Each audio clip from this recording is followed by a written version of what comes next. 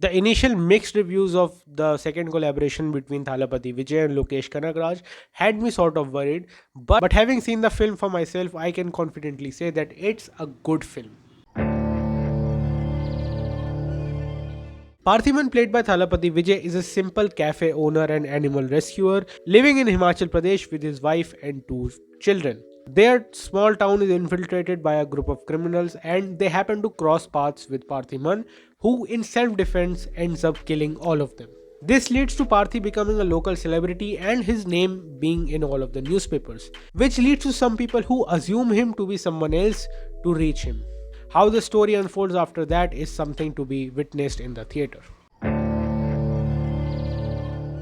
The film is called Leo, and Thalapathy Vijay is Leo. And for some reason, the film makes a big deal to make everyone believe that Thalapathy Vijay is not the real Leo Sanjay Dutt is looking for, and he even promises his wife that he is not the ex criminal that everyone believes him to be. But in the end, it's revealed that, oh, he is the Leo that Sanjay Dutt had been looking for.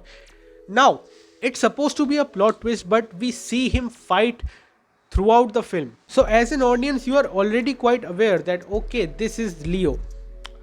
And the film is called Leo, obviously. I didn't really understand why it was a big deal to show him as that he's not Leo and then make it a twist ending.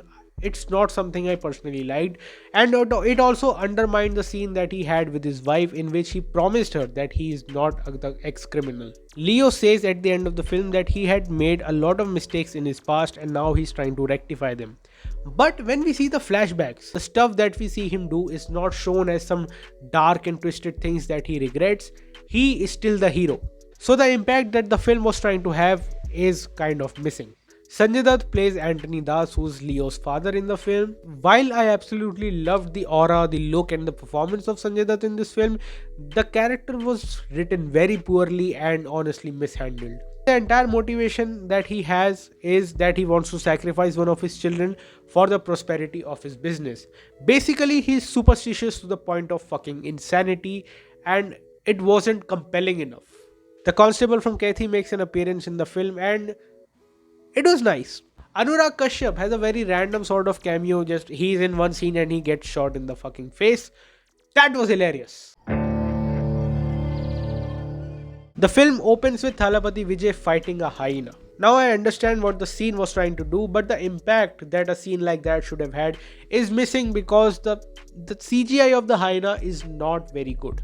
The hand-to-hand combat sequences in this film, however, are really very good. Somehow they managed to have a smooth flow in them despite the cuts, while also maintaining the one punch hits five trope that the South Indian cinema is famous for. Leo laying bear traps all over his house and trapping the bad guys is genuinely one of my favorite scenes from the film, and the return of the hyena at the end of that scene is the cherry on top.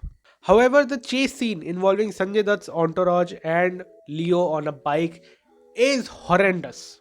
It's fast paced. I get what the scene is trying to do. The scene is supposed to be thrilling, but because of the poor, not even the VFX, the physics of that scene is very off, and because of that, the scene misses the mark. I mean, the chase scene looked something out of Need for Speed Most Wanted, and that's not a good thing in a film in 2023.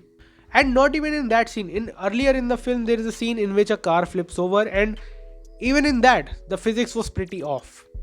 So I don't know what was going on there behind the scenes. Apart from those two car sequences, the hand-to-hand combat and the other action sequences were very well choreographed as well as very well shot. Like great camera work in this film. And the film is bloody violent. Pun intended, I know. And I'm all for it. Na Ready is a vibe, bro. Leo, just like Kaithi and Vikram, has a great BGM. However, what I found personally more appealing is how seamlessly it was able to blend the BGM from Kaithi and Vikram into the BGM of Leo. Sir Kamal Hassan makes a vocal cameo at the end of the film, and like I said earlier, the constable from Kaithi makes an appearance and they talk about Delhi from Kaithi, obviously. Lokesh Kanagraj is setting up the Lokesh universe, or the Lokiverse as I like to call it. However, I would have loved to see a glimpse or a mention of Rolex in all of this, because even though we have seen very little of him, he is one badass character. The Lokiverse is headed in a direction in which Lokesh Kanagaraj is setting up a team who would eventually take out the drug cartel run by Rolex. Now, I would like to see this story arc be completed in the next 2 or 3 films. Kathy was a story of a simple man who was at the wrong place at the wrong time and got mixed up in all of this drug cartel stuff. While Vikram is a story of a character or a team, I would say, who directly attacks the drug cartel. Leo is somewhat in the middle of the two of them because it's not a story that's on a very big scale like Vikram, but it's certainly bigger than Kathy, and the main character also has a stake in the drug business. The reason I say that we need to see the conclusion of this story arc in the next 2 or 3 films is because we cannot keep having films about one character dealing with some sort of drug cartel in some city. It would definitely get repetitive very soon. So I really want that in the next 2 or 3 films we flesh out the character of Rolex, and in the third film we can finally have a showdown. Overall, if I have to rank Leo, I will put it above Kathy, definitely, but below Vikram. And I guess at this point, even Lokesh Kanagraj is pretty aware that it's very hard to top Vikram at this point. But still, Leo, being a smaller scale story, still manages to pack a punch.